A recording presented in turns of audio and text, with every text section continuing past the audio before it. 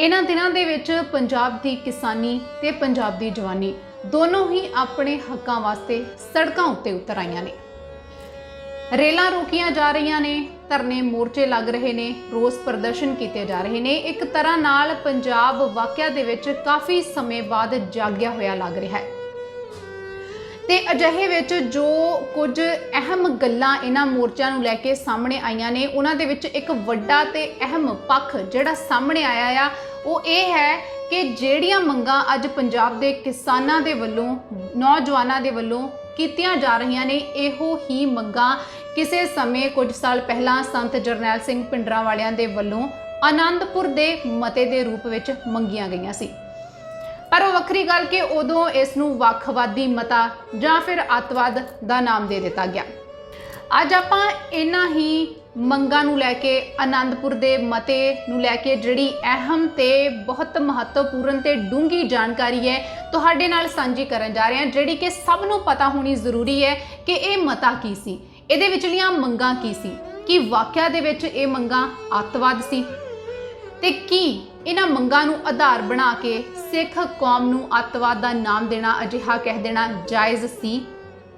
आपां ये सारियां मंगां आनंदपुर साहिब दा जिहड़ा मता सी इहदे विच की लिखिया गया, ये मंगां किहड़ियां सी, किन्नियां कु जायज़ सी, आपां सारी जानकारी तुहाडे नाल सांझी करांगे ते इहनूं सुणन तो बाद तुसीं ये फैसला करना है अखीर ते कि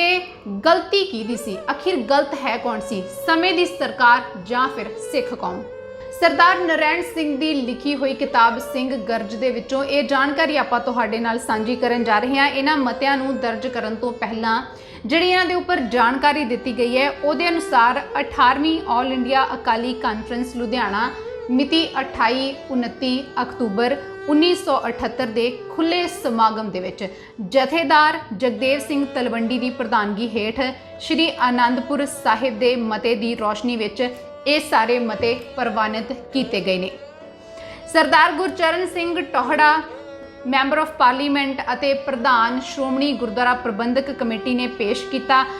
मता नंबर 1 ते इसकी ताईद सरदार प्रकाश सिंह बादल मुख मंत्री पंजाब के वलों की गई है। ते हुणे जिहड़े सारे मते आपां तुहानूं इन्हां बारे जिहड़ी महत्वपूर्ण जानकारी है वो देण जा रहे हैं। मता नंबर 1 दे विच की लिखिया आ,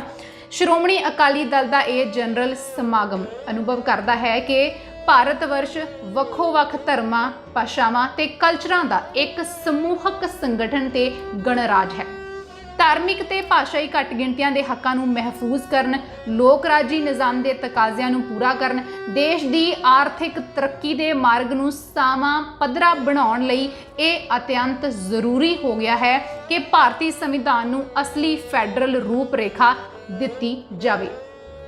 जिस विच केंद्र ते राज्यां दे आपसी संबंधां अते अधिकारां नूं उपरोक्त असूलां ते आदर्शां अनुसार नवें सिरों ढालिया जावे।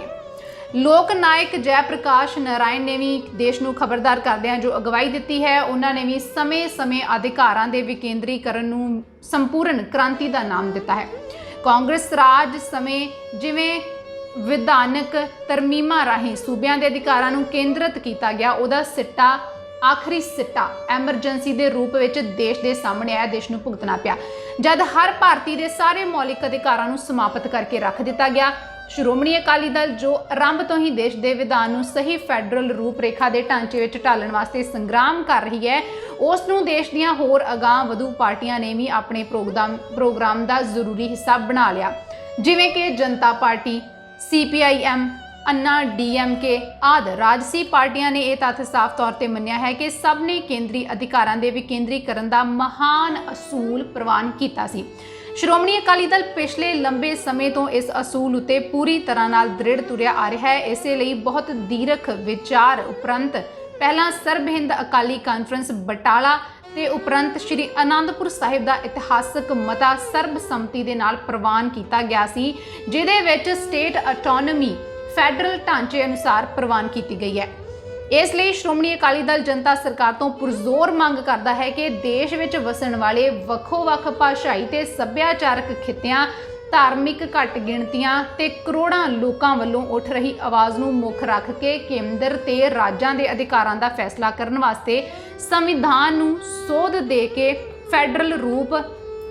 ਦਿੱਤਾ ਜਾਵੇ ਤਾਂ ਕਿ ਕੌਮੀ ਏਕਤਾ ਤੇ ਦੇਸ਼ ਦੀ ਅਖੰਡਤਾ ਨੂੰ ਕਿਸੇ ਸਮੇਂ ਵੀ ਕੌਮੀ ਖਤਰਾ ਉਤਪੰਨ ਨਾ ਹੋ ਸਕੇ ਤੇ ਸੂਬੇ ਆਪਣੇ ਸਹੀ ਅਧਿਕਾਰਾਂ ਦੀ ਵਰਤੋਂ ਨਾਲ ਭਾਰਤੀ ਗਰੀਬ ਜਨਤਾ ਦੀ ਆਪਣੇ ਰਾਜਾਂ ਵਿੱਚ ਉન્નਤੀ ਤੇ ਖੁਸ਼ਹਾਲੀ ਲਿਆਉਣ ਵਿੱਚ ਸਫਲਤਾ ਸਹਿਤ ਭੂਮਿਕਾ ਨਿਭਾ ਸਕਣ। ਇਹ ਮਤਾ ਨੰਬਰ 1 ਸੀ। ਮਤਾ ਨੰਬਰ 2 ਦੇ ਵਿੱਚ ਜਿਹੜੀ ਮੰਗ ਕੀਤੀ ਗਈ ਹੈ ਭਾਰਤ ਸਰਕਾਰ ਤੋਂ ਉਹ ਇਹ ਹੈ ਕਿ ਪਿਛਲੀ ਕਾਂਗਰਸ ਸਰਕਾਰ ਦੇ ਲੰਬੇ ਸਮੇਂ ਵਿੱਚ ਕੀਤੇ ਗਏ ਧੱਕੇ ਤੇ ਬੇਇਨਸਾਫੀਆਂ ਤੇ ਗੈਰ ਕਾਨੂੰਨੀ ਜ਼ਿਆਦਤੀਆਂ ਅਤੇ ਐਮਰਜੈਂਸੀ ਦੇ ਦੌਰਾਨ ਕੀਤੇ ਗਏ ਅਯੋਗ ਧੱਕਿਆਂ ਵਿਰੁੱਧ ਗੰਭੀਰਤਾਪੂਰਵਕ ਵਿਚਾਰ ਕਰੇ ਤੇ ਹੇਠ ਲਿਖੇ ਸਾਰੇ ਮਸਲਿਆਂ ਨੂੰ ਤੁਰੰਤ ਨਜਿੱਠਿਆ ਜਾਵੇ। ਧਿਆਨ ਦੇ ਨਾਲ ਸੁਣਨ ਵਾਲੇ ਇਹ ਸਾਰੇ ਮਤੇ ਨੇ। ਇਹਨਾਂ ਦੇ ਵਿੱਚ ਪਹਿਲੀ ਗੱਲ ਕਹੀ ਗਈ ਹੈ ਕਿ ਚੰਡੀਗੜ੍ਹ ਜੋ ਪੰਜਾਬ ਦੀ ਰਾਜਧਾਨੀ ਦੇ ਰੂਪ ਵਿੱਚ ਉਸਾਰਿਆ ਗਿਆ ਪੰਜਾਬ ਦੇ ਹਵਾਲੇ ਕੀਤਾ ਜਾਵੇ। ਨੰਬਰ 2 ਤੇ ਪੰਜਾਬੀ ਬੋਲਦੇ ਇਲਾਕੇ ਜਿਨ੍ਹਾਂ ਦੀ ਮੰਗ ਸ਼੍ਰੋਮਣੀ ਅਕਾਲੀ ਦਲ ਬਹੁਤ ਲੰਬੇ ਸਮੇਂ ਤੋਂ ਕਰਦਾ ਆ ਰਿਹਾ ਹੈ ਭਾਸ਼ਾਈ ਮਾਹਰਾਂ ਦੇ ਕਮਿਸ਼ਨ ਵੱਲੋਂ ਪਿੰਡ ਨੂੰ ਇਕਾਈ ਮੰਨ ਕੇ ਪੰਜਾਬ ਦੇ ਵਿੱਚ ਸ਼ਾਮਲ ਕੀਤੇ ਜਾਣ। ਨੰਬਰ 3 ਪੰਜਾਬ ਦੇ ਹੈੱਡ ਵਰਕਸ ਦਾ ਪ੍ਰਬੰਧ ਜਿਉਂ ਦਾ ਤਿਉਂ ਪੰਜਾਬ ਪਾਸ ਹੀ ਰੱਖਿਆ ਜਾਵੇ। ਇਸ ਸਬੰਧ ਵਿੱਚ ਪੰਜਾਬ ਵਿੱਚ ਪੁਨਰ ਗਠਨ ਐਕਟ ਵਿੱਚ ਲੋੜੀਂਦੀ ਸੋਧ ਕੀਤੀ ਜਾਵੇ। ਐਮਰਜੈਂਸੀ ਦੇ ਦੌਰਾਨ ਸ਼੍ਰੀਮਤੀ ਇੰਦਰਾ ਗਾਂਧੀ ਵੱਲੋਂ ਰਾਵੀ ਬਿਆਸ ਦੇ ਪਾਣੀ ਦੀ ਕੀਤੀ ਗਈ ਸਰਾਸਰ ਨਾਜਾਇਜ਼ ਵੰਡ ਦੀ ਜ਼ਿਆਦਤੀ ਨੂੰ ਸੰਸਾਰ ਦੇ ਮੰਨੇ ਪਰਮੰਨੇ ਅਸੂਲਾਂ ਦੇ ਆਧਾਰ ਉੱਤੇ ਮੁੜ ਤੋਂ ਵਿਚਾਰ ਕੀਤੀ ਜਾਵੇ ਤੇ ਪੰਜਾਬ ਦੇ ਨਾਲ ਇਨਸਾਫ ਕੀਤਾ ਜਾਵੇ। ਫੌਜੀ ਭਰਤੀ ਵਿੱਚ ਸਿੱਖਾਂ ਦੀ ਵਿਸ਼ੇਸ਼ ਫੌਜੀ ਯੋਗਤਾ ਨੂੰ ਮੁੱਖ ਰੱਖ ਕੇ ਪਹਿਲਾਂ ਵਾਂਗ ਹੀ ਭਰਤੀ ਦਾ ਏਜੰਡਾ ਕਾਇਮ ਰੱਖਿਆ ਜਾਵੇ। ਉੱਤਰ ਪ੍ਰਦੇਸ਼ ਦੇ ਤਰਾਈ ਦੇ ਇਲਾਕੇ ਵਿੱਚ ਭੂਮੀ ਸੁਧਾਰ ਕਾਨੂੰਨ ਦੀ ਆੜ ਹੇਠ ਨਵੇਂ ਆਬਾਦਕਾਰਾਂ ਨਾਲ ਜੋ ਧੱਕੇ ਕੀਤੇ ਗਏ ਨੇ ਉਹਨਾਂ ਨੂੰ ਸੈਂਟਰਲ ਗਾਈਡਲਾਈਨ ਦੇ ਅਨੁਸਾਰ ਸੀਲਿੰਗ ਐਕਟ ਵਿੱਚ ਸੋਧ ਕਰਕੇ ਨਵੇਂ ਕਾਸ਼ਤਕਾਰਾਂ ਦੇ ਨਾਲ ਇਨਸਾਫ ਕੀਤਾ ਜਾਵੇ। ਨੰਬਰ 3 ਮਤਾ ਨੰਬਰ 3 ਦੀ ਗੱਲ ਕਰਦੇ ਹਾਂ ਜਿਹਦੇ ਵਿੱਚ ਆਰਥਿਕ ਪਾਲਿਸੀ ਬਾਰੇ ਰੈਜ਼ੋਲੂਸ਼ਨ ਦੀ ਗੱਲ ਕੀਤੀ ਗਈ ਹੈ। ਸ਼੍ਰੋਮਣੀ ਅਕਾਲੀ ਦਲ ਦੀ ਆਰਥਿਕ ਸੇਧ ਅਤੇ ਪ੍ਰੋਗਰਾਮਾਂ ਦਾ ਸੋਮਾ ਸ਼੍ਰੀ ਗੁਰੂ ਨਾਨਕ ਦੇਵ ਜੀ ਤੇ ਗੁਰੂ ਗੋਬਿੰਦ ਸਿੰਘ ਜੀ ਦੇ ਸੈਕੂਲਰ ਲੋਕ ਰਾਜਸੀ ਅਤੇ ਸਮਾਜਵਾਦੀ ਸਮਾਜ ਦੀ ਸਥਾਪਤੀ ਦੇ ਸਿਧਾਂਤ ਹਨ। ਇਸ ਆਰਥਿਕ ਪ੍ਰੋਗਰਾਮ ਦੇ 3 ਮੁੱਖ ਅਸੂਲ ਦੱਸੇ ਗਏ ਨੇ। ਨੰਬਰ 1 ਤੇ ਹੈ ਕਿਰਤ ਦਾ ਸਤਿਕਾਰ ਕਰਨਾ। ਨੰਬਰ 2 ਅਜਿਹੇ ਆਰਥਿਕ ਅਤੇ ਸਮਾਜਿਕ ਨਿਆਂ ਦਾ ਪ੍ਰਬੰਧ ਕਰਨਾ ਜਿਹਦੇ ਵਿੱਚ ਸਮਾਜ ਦੇ ਦੱਬੇ ਕੁਚਲੇ ਲੋਕਾਂ ਨੂੰ ਉਤਾਂ ਚੁੱਕਣ ਦਾ ਪ੍ਰਬੰਧ ਹੋਵੇ ਤੇ ਸਰਮਾਏਦਾਰ ਲੋਕਾਂ ਪਾਸ ਆਰਥਿਕ ਅਤੇ ਰਾਜਸੀ ਤਾਕਤ ਦੇ ਇਕੱਠ ਹੋਣ ਦੇ ਵਿਰੁੱਧ ਲਗਾਤਾਰ ਘੋਲ। ਸ਼੍ਰੋਮਣੀ ਅਕਾਲੀ ਦਲ ਦੀ ਆਰਥਿਕ ਨੀਤੀ ਅਤੇ ਪ੍ਰੋਗਰਾਮ ਉਲੀਕਣ ਲੱਗਿਆ ਵਰਕਿੰਗ ਕਮੇਟੀ ਨੇ ਆਪਣੇ ਇਤਿਹਾਸਕ ਸ਼੍ਰੀ ਅਨੰਦਪੁਰ ਸਾਹਿਬ ਦੇ ਮਤੇ ਵਿੱਚ ਇਸ ਗੱਲ ਤੇ ਜ਼ੋਰ ਦਿੱਤਾ ਸੀ ਕਿ ਭਾਰਤੀ ਆਰਥਿਕਤਾ ਉਤੇ ਸਰਮਾਏਦਾਰ ਸ਼੍ਰੇਣੀ ਦੀ ਜਕੜ ਜਿਹੜੀ ਕਿ ਕਾਂਗਰਸ ਸਰਕਾਰ ਨੇ ਆਪਣੇ 30 ਸਾਲਾਂ ਦੇ ਰਾਜ ਵਿੱਚ ਠੋਸੀ ਸੀ ਉਸ ਨੂੰ ਤੋੜ ਦਿੱਤਾ ਜਾਵੇ। ਇਸ ਜਕੜਬੰਦ ਕਰਕੇ ਦੇਸ਼ ਦੀ ਸਾਰੀ ਆਰਥਿਕ ਤਾਕਤ ਮੁਗਲ ਤਾਨਾਸ਼ਾਹੀ ਦੇ ਢੰਗ ਨਾਲ ਕੇਂਦਰੀ ਸਰਕਾਰ ਦੇ ਵਿੱਚ ਚਲੀ ਗਈ ਸੀ। ਇਸ ਕਾਰਨ ਨਾ ਸਿਰਫ ਰਾਜਾਂ ਦੀ ਆਰਥਿਕ ਉન્નਤੀ ਦੇ ਰਾਹ ਵਿੱਚ ਰੁਕਾਵਟਾਂ ਪੈਦਾ ਹੋਈਆਂ ਸਗੋਂ ਭਾਰਤੀ ਜਨਤਾ ਦੇ ਆਰਥਿਕ ਤੇ ਸਮਾਜਿਕ ਆਜ਼ਾਦੀ ਦੇ ਘੋਲ ਉਤੇ ਭਾਰੀ ਸੱਟ ਲੱਗੀ ਹੈ। ਗੁਰੂ ਨਾਨਕ ਦੇਵ ਜੀ ਦੇ ਮਹਾਵਾਕ ਕਾਲ ਖਾਏ ਕਿਛ ਹੱਥੋਂ ਦੇ ਨਾਨਕ ਰਾਹ ਪਛਾਣੇ ਸੇ ਦੀ ਪੂਰਤੀ ਵਾਸਤੇ ਸ਼੍ਰੋਮਣੀ ਅਕਾਲੀ ਦਲ ਸਿੱਖ ਜੀਵਨ ਜਾਂਚ ਨੂੰ ਇੱਕ ਵਾਰ ਫਿਰ ਤੋਂ ਦੁਹਰਾਉਂਦਾ ਹੈ। ਇਸ ਜੀਵਨ ਜਾਂਚ ਦੇ 3 ਮੁੱਖ ਅੰਗ ਨੇ ਕਿਰਤ ਕਰਨੀ ਵੰਡ ਕੇ ਛਕਣਾ ਤੇ ਨਾਮ ਜਪਣਾ। ਸ਼੍ਰੋਮਣੀ ਅਕਾਲੀ ਦਲ ਨੇ ਇਸ ਮਤੇ ਦੇ ਵਿੱਚ ਕੇਂਦਰੀ ਸਰਕਾਰ ਤੇ ਪੰਜਾਬ ਸਰਕਾਰ ਦੇ ਪਾਸੋਂ ਮੰਗ ਕੀਤੀ ਹੈ ਕਿ ਅਗਲੇ 10 ਸਾਲਾਂ ਦੇ ਵਿੱਚ ਬੇਰੁਜ਼ਗਾਰੀ ਨੂੰ ਪੂਰੀ ਤਰ੍ਹਾਂ ਨਾਲ ਖਤਮ ਕੀਤਾ ਜਾਵੇ। ਬੇਰੁਜ਼ਗਾਰੀ ਦੂਰ ਕਰਨ ਦੇ ਇਸ ਪ੍ਰੋਗਰਾਮ ਵਿੱਚ ਕਮਜ਼ੋਰ ਵਰਗ, ਪੱਟੀ ਦਰਜ ਜਾਤੀਆਂ, ਪਛੜੇ ਵਰਗਾਂ, ਮਜ਼ਦੂਰਾਂ, ਬੇਜ਼ਮੀਨੇ ਲੋਕਾਂ ਜਿਨ੍ਹਾਂ ਦੇ ਕੋਲ ਜ਼ਮੀਨ ਨਹੀਂ ਹੈ, ਗਰੀਬ ਕਿਸਾਨਾਂ ਅਤੇ ਸ਼ਹਿਰੀ ਵਸੋਂ ਦੇ ਗਰੀਬ ਤੇ ਹੇਠਲੇ ਵਰਗਾਂ ਦੇ ਲੋਕਾਂ ਵਾਸਤੇ ਰੋਜ਼ਗਾਰ ਦੇ ਪ੍ਰੋਗਰਾਮਾਂ ਉੱਤੇ ਵਧੇਰੇ ਤੋਂ ਵਧੇਰੇ ਜ਼ੋਰ ਦਿੱਤਾ ਜਾਵੇ ਤੇ ਉਹਨਾਂ ਲਈ ਘੱਟ ਤੋਂ ਘੱਟ ਮਜ਼ਦੂਰੀ ਮੁਕਰਰ ਕੀਤੀ ਜਾਵੇ। ਸ਼੍ਰੋਮਣੀ ਅਕਾਲੀ ਦਲ ਦਾ ਪੰਜਾਬੀ ਸਰਕਾਰ ਨੂੰ ਵੀ ਇਹ ਪ੍ਰੇਰਨਾ ਇਹਦੇ ਵਿੱਚ ਦਿੱਤੀ ਗਈ ਹੈ ਕਿ ਪੰਜਾਬ ਰਾਜ ਨੂੰ ਇੱਕ ਨਮੂਨੇ ਦਾ ਰਾਜ ਬਣਾਉਣ ਵਾਸਤੇ ਵਿਉਂਤ ਬਣਾਈ ਜਾਵੇ ਜਿਸ ਦਾ ਟੀਚਾ 10 ਸਾਲਾਂ ਵਿੱਚ ਪ੍ਰਤੀ ਜੀ ਸਾਲਾਨਾ ਆਮਦਨ 3000 ਰੁਪਏ ਕਰਨਾ ਹੋਵੇ। ਸਾਰੇ ਭਾਰਤ ਦੇ ਵਾਸਤੇ 4% ਆਰਥਿਕ ਵਿਕਾਸ ਦਰ ਦੇ ਮੁਕਾਬਲੇ ਤੇ ਪੰਜਾਬ ਦੀ ਆਰਥਿਕ ਉન્નਤੀ ਦਾ ਦਰ 7% ਸਾਲਾਨਾ ਪ੍ਰਾਪਤ ਕਰਨਾ ਹੋਵੇ। ਫਿਰ ਇਹਦੇ ਵਿੱਚ ਟੈਕਸ ਢਾਂਚੇ ਦੀ ਬਣਤਰ ਵਿੱਚ ਮੁਕੰਮਲ ਸੁਧਾਈ ਨੂੰ ਵੀ ਪਹਿਲ ਦਿੱਤੀ ਗਈ ਤਾਂ ਕਿ ਟੈਕਸਾਂ ਦੇ ਬੋਝ ਕਮਜ਼ੋਰ ਤੇ ਗਰੀਬ ਤਬਕਿਆਂ ਤੋਂ ਹਟਾ ਕੇ ਅਮੀਰ ਤੇ ਰੱਜੇ ਪੁੱਜੇ ਤਬਕਿਆਂ ਦੇ ਵੱਲ ਉਸ ਬੋਝ ਨੂੰ ਕੀਤਾ ਜਾਵੇ ਤੇ ਰਾਸ਼ਟਰੀ ਦੌਲਤ ਨੂੰ ਸਮਾਜਵਾਦੀ ਲੀਹਾਂ ਉੱਤੇ ਵੰਡਿਆ ਜਾਵੇ। ਸ਼੍ਰੋਮਣੀ ਅਕਾਲੀ ਦਲ ਦੇ ਆਰਥਿਕ ਪ੍ਰੋਗਰਾਮ ਦਾ ਨਿਸ਼ਾਨਾ ਇਹ ਹੈ ਕਿ ਆਰਥਿਕ ਤੌਰ ਉੱਤੇ ਕਮਜ਼ੋਰ ਵਰਗ ਦੇ ਲੋਕਾਂ ਨੂੰ ਵੀ ਦੇਸ਼ ਦੀ ਖੁਸ਼ਹਾਲੀ ਦਾ ਭਾਈਵਾਲ ਬਣਾਇਆ ਜਾਵੇ। ਕੇਂਦਰ ਸਰਕਾਰ ਦੇ ਪਾਸੋਂ ਮੰਗ ਕੀਤੀ ਗਈ ਹੈ ਕਿ ਅੰਮ੍ਰਿਤਸਰ ਨੂੰ ਤੁਰੰਤ ਅੰਤਰਰਾਸ਼ਟਰੀ ਹਵਾਈ ਅੱਡਾ ਬਣਾਇਆ ਜਾਵੇ। ਅੰਮ੍ਰਿਤਸਰ ਦੇ ਵਿੱਚ ਖੁਸ਼ਕ ਬੰਦਰਗਾਹ ਦੀਆਂ ਸਹੂਲਤਾਂ ਦਿੱਤੀਆਂ ਜਾਣ ਅਤੇ ਲੁਧਿਆਣੇ ਵਿੱਚ ਇੱਕ ਸਟਾਕ ਐਕਸਚੇਂਜ ਮਾਰਕੀਟ ਖੋਲ੍ਹ ਦਿੱਤੀ ਜਾਵੇ ਤਾਂ ਕਿ ਪੰਜਾਬ ਦੇ ਸਨਅਤੀਕਰਨ ਅਤੇ ਆਰਥਿਕ ਉੱਨਤੀ ਵਿੱਚ ਤੇਜ਼ੀ ਆਵੇ। ਸ਼੍ਰੋਮਣੀ ਅਕਾਲੀ ਦਲ ਨਾਲ ਹੀ ਇਹ ਵੀ ਮੰਗ ਕਰਦਾ ਹੈ ਕਿ ਵਿਦੇਸ਼ੀ ਮੁਦਰਾ ਕਾਨੂੰਨਾਂ ਵਿੱਚ ਲੋੜੀਂਦੀਆਂ ਤਬਦੀਲੀਆਂ ਕੀਤੀਆਂ ਜਾਣ ਤਾਂ ਕਿ ਵਿਦੇਸ਼ਾਂ ਦੇ ਵਿੱਚ ਧਨ ਦੀ ਤਬਦੀਲੀ ਖੁੱਲੀ ਡੁੱਲੀ ਕੀਤੀ ਜਾ ਸਕੇ। ਇਸ ਸਿਲਸਿਲੇ ਦੇ ਵਿੱਚ ਲੋਕਾਂ ਨੂੰ ਪੇਸ਼ ਆਉਂਦੀਆਂ ਹਰ ਪ੍ਰਕਾਰ ਦੀਆਂ ਪਰੇਸ਼ਾਨੀਆਂ ਜਿਨ੍ਹਾਂ ਦਾ ਕਾਰਨ ਫੋਰਨ ਐਕਸਚੇਂਜ ਦੇ ਕਾਨੂੰਨ ਹਨ ਉਹਨਾਂ ਨੂੰ ਦੂਰ ਕਰ ਦਿੱਤਾ ਜਾਵੇ। ਅੱਗੇ ਹਿੰਦ ਸਰਕਾਰ ਉੱਤੇ ਜ਼ੋਰ ਦਿੱਤਾ ਗਿਆ ਹੈ ਕਿ ਖੇਤੀਬਾੜੀ ਦੀਆਂ ਸਮਾਨ ਕੀਮਤਾਂ ਤੇ ਅਸੂਲ ਨੂੰ ਸਾਰੇ ਸਨਅਤੀ ਕੱਚੇ ਮਾਲ ਉੱਤੇ ਵੀ ਲਾਗੂ ਕੀਤਾ ਜਾਵੇ ਤਾਂ ਜੋ ਸਨਅਤੀ ਕੱਚੇ ਮਾਲ ਦੀ ਘਾਟ ਵਾਲੇ ਰਾਜਾਂ ਵਿਰੁੱਧ ਵਿਤਕਰਾ ਖਤਮ ਕੀਤਾ ਜਾ ਸਕੇ।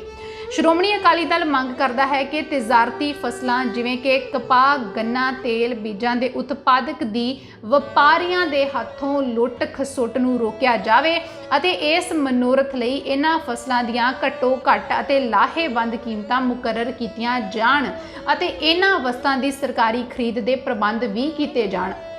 ਇਸ ਦੇ ਨਾਲ ਹੀ ਕੇਂਦਰ ਸਰਕਾਰ ਕਾਟਨ ਕਾਰਪੋਰੇਸ਼ਨ ਰਾਹੀਂ ਕਪਾਹ ਦੀ ਸਰਕਾਰੀ ਖਰੀਦ ਵਾਸਤੇ ਅਸਰਦਾਇਕ ਪ੍ਰਬੰਧ ਕਰੇ। ਇਹਦੇ ਤੋਂ ਬਿਨਾਂ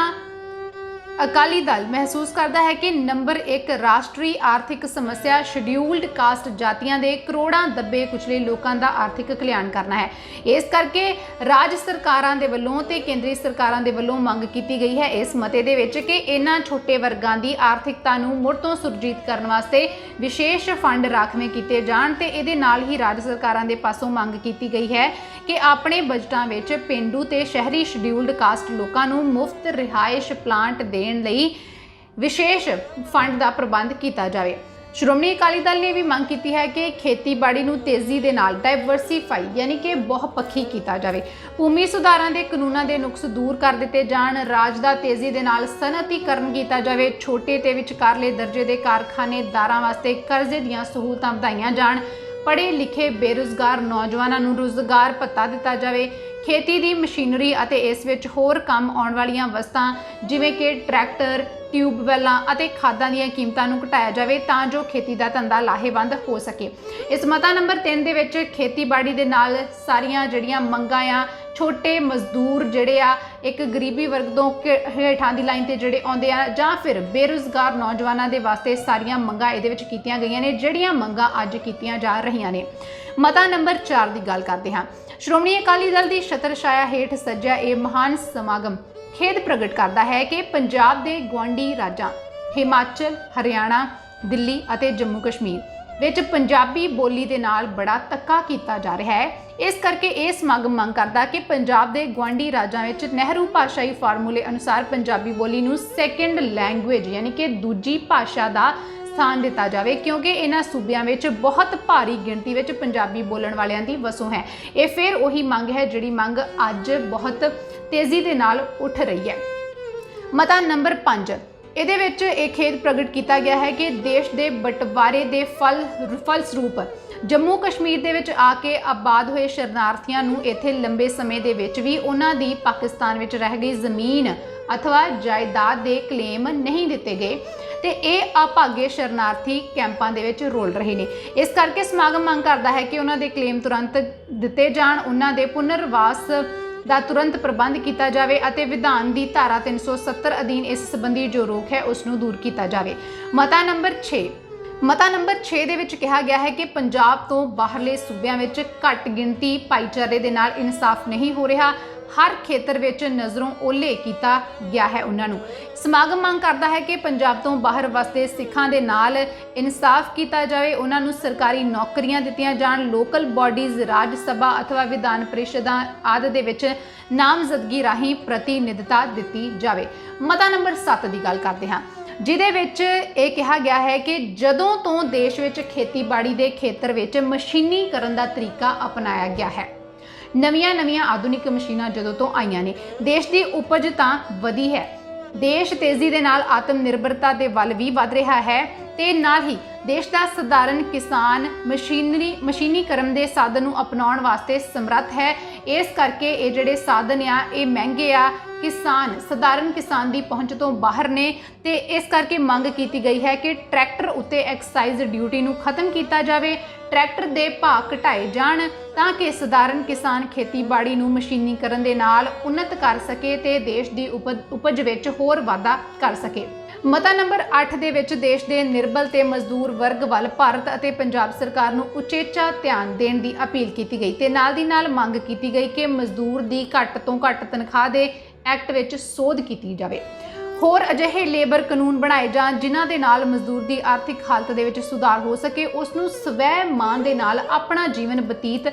ਉਹ ਕਰ ਸਕੇ ਤੇ ਦੇਸ਼ ਦੀ ਸਨਅਤ ਵਿੱਚ ਵਾਧਾ ਕਰਨ ਲਈ ਆਪਣਾ ਪੂਰਾ ਯੋਗਦਾਨ ਪਾ ਸਕੇ। ਮਤਾ ਨੰਬਰ 9 ਦੀ ਗੱਲ ਕਰਦੇ ਹਾਂ, ਜਿਹਦੇ ਵਿੱਚ ਇਹ ਸਮਾਗਮ ਭਾਰਤ ਸਰਕਾਰ ਤੋਂ ਮੰਗ ਕਰਦਾ ਹੈ ਕਿ ਦੇਸ਼ ਤੋਂ ਬਾਹਰ ਰਹਿੰਦੇ ਗੁਰੂ ਨਾਨਕ ਨਾਮ ਲੇਵਾ ਭਾਰਤੀਆਂ ਦੀ ਮੰਗ ਅਨੁਸਾਰ ਸ੍ਰੀ ਦਰਬਾਰ ਸਾਹਿਬ ਸ਼੍ਰੀ ਅੰਮ੍ਰਿਤਸਰ ਸਾਹਿਬ ਵਿਖੇ ਇੱਕ ਬ੍ਰੌਡਕਾਸਟਿੰਗ ਸਟੇਸ਼ਨ ਸਥਾਪਿਤ ਕਰਨ ਦੀ ਆਗਿਆ ਦਿੱਤੀ ਜਾਵੇ, ਜਿਹਦੇ ਰਾਹੀਂ ਨਿਰੋਲ ਗੁਰਬਾਣੀ ਦਾ ਕੀਰਤਨ ਸਾਰੇ ਸੰਸਾਰ ਦੇ ਵਿੱਚ ਵੱਖੋ-ਵੱਖ ਬੈਠੇ ਗੁਰਬਾਣੀ ਦੇ ਸ਼ਰਧਾਲੂ ਸੁਣ ਕੇ ਆਤਮਿਕ ਆਨੰਦ ਪ੍ਰਾਪਤ ਕਰ ਸਕਣ।